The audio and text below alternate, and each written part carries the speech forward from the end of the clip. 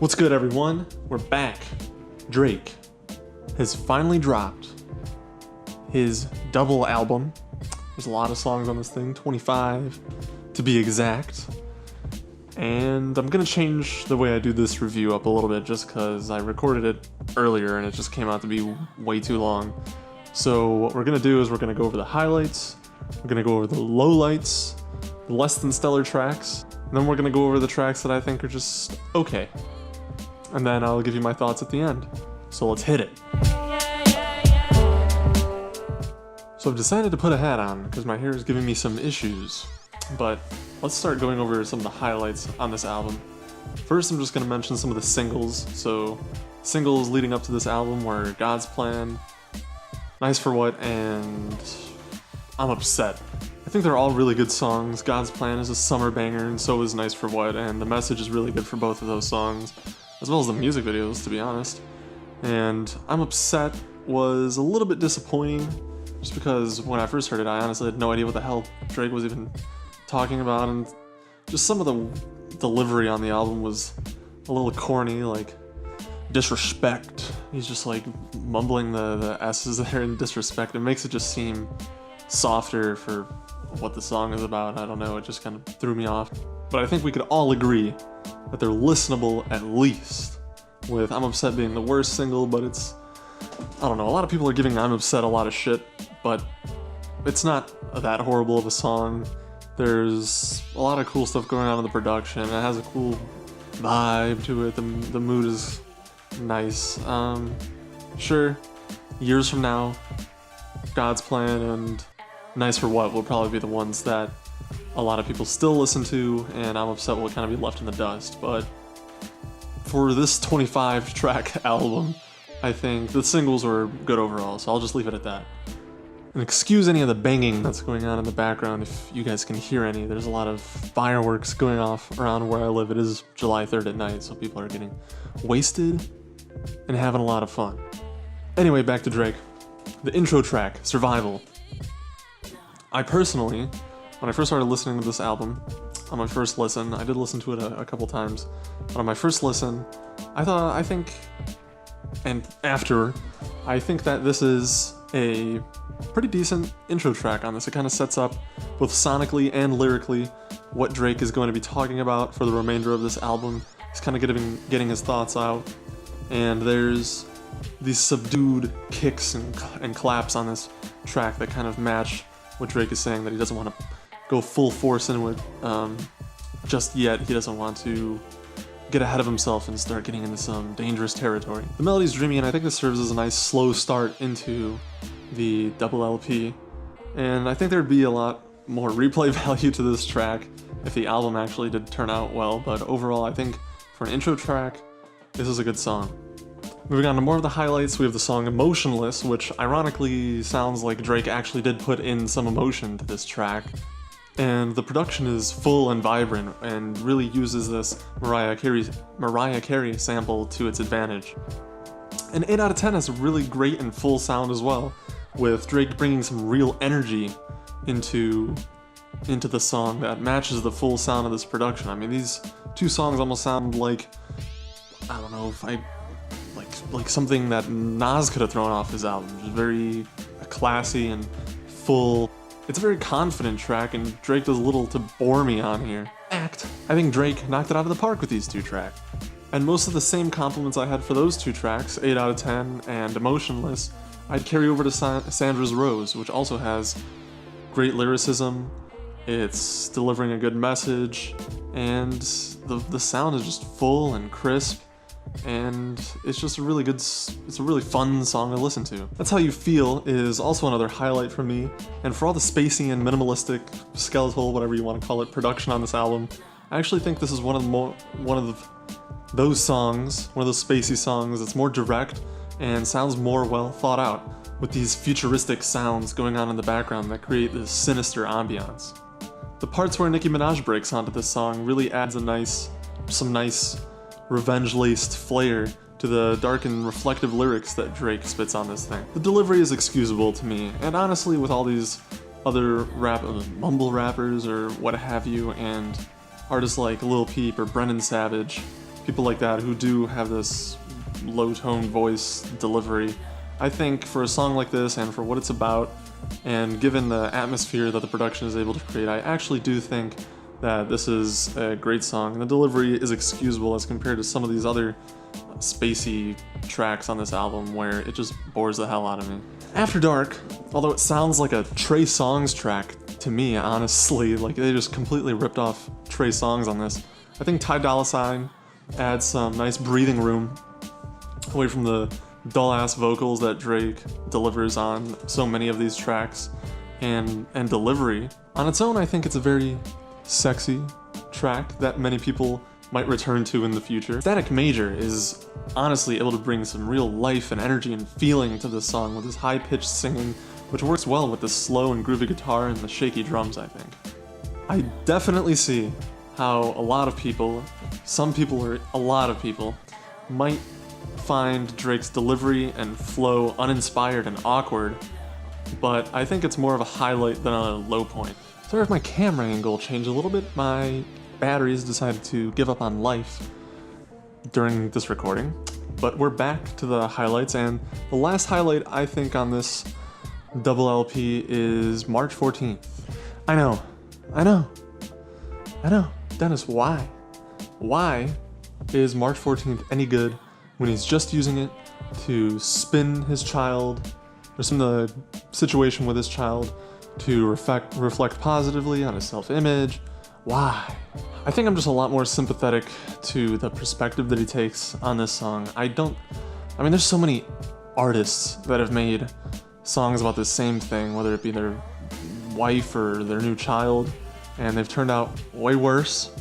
And I think that a lot of people are forgetting that even though Drake does have an image to uphold, and that he probably is trying to save his ass here a little bit on this track, that Drake is still a human being, and he still has thoughts, and they might not be the best thoughts, but nonetheless, I mean, he's living a different life, and he's kind of talking to himself on this and figuring it out as he goes.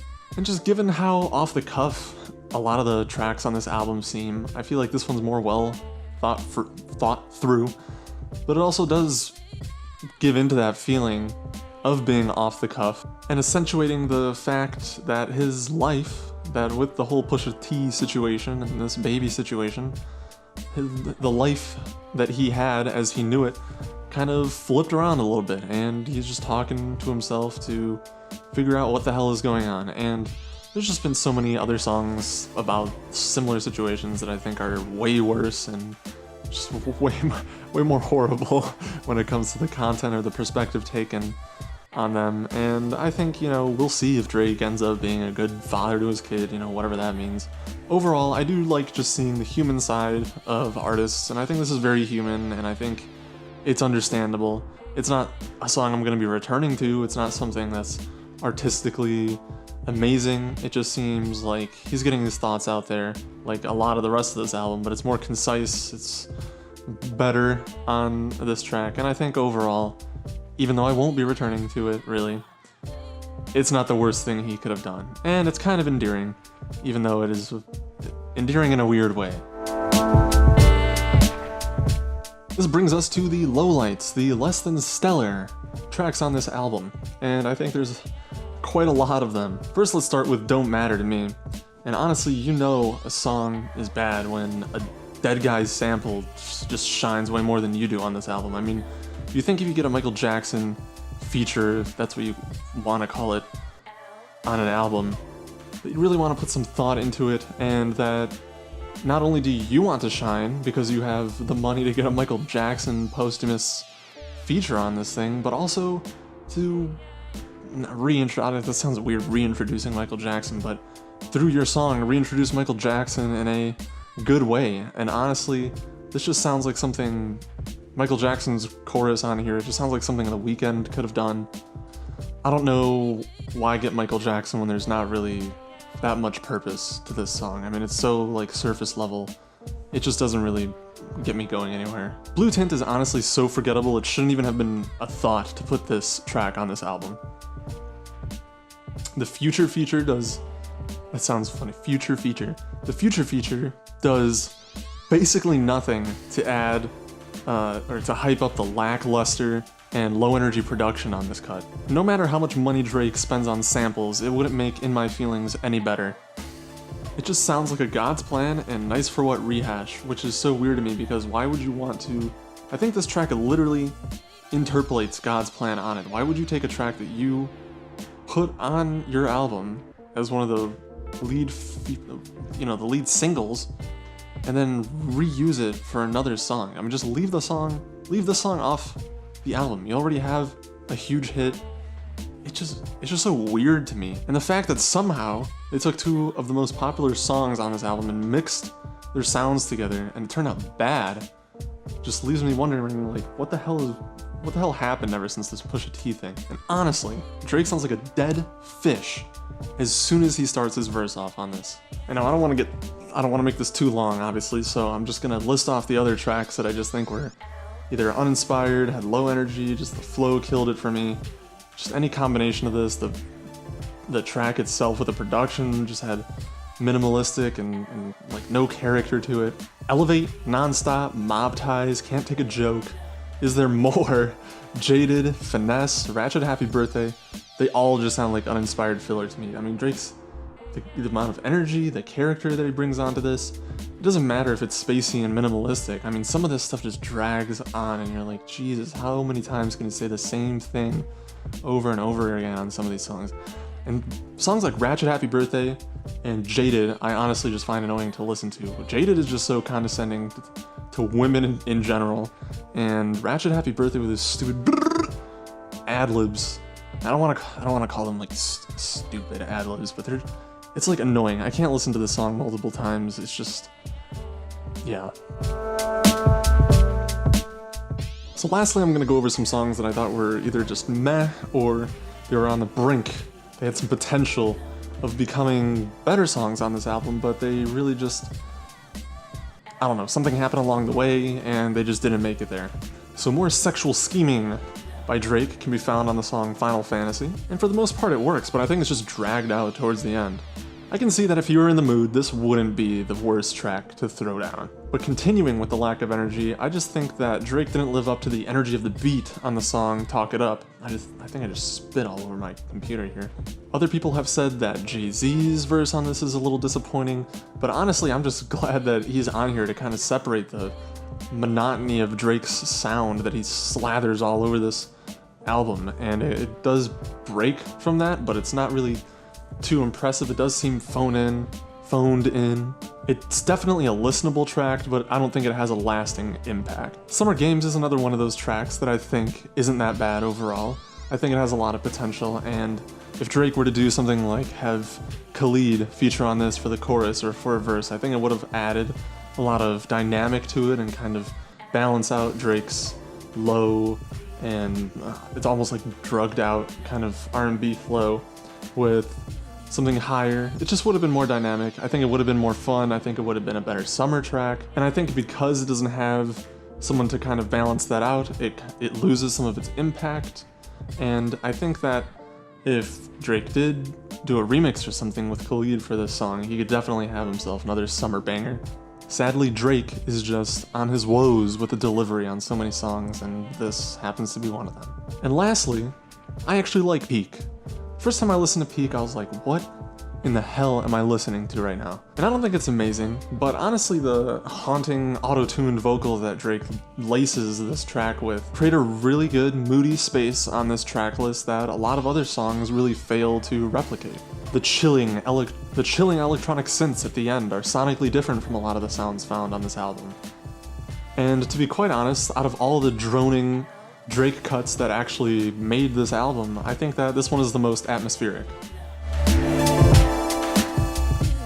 Overall, I think this album is scatterbrained and diverse to some extent. There's more trappy beats on here, Drake's singing on a lot of the songs, he's rapping on a lot of the songs, and I think that reflects just how tumultuous Drake's life has become recently, especially after the Pusha T diss, The Story of Adidon, which brought a lot of Drake's dirt to the forefront, not only for us, but also in his mind. I'm not sure if this album was supposed to be a double album originally, I have no idea, but I have a feeling that he went back into the album after that diss and wrote a bunch of songs. And it might be a spur of the moment kind of thing that he let a lot through, I think, that fell through.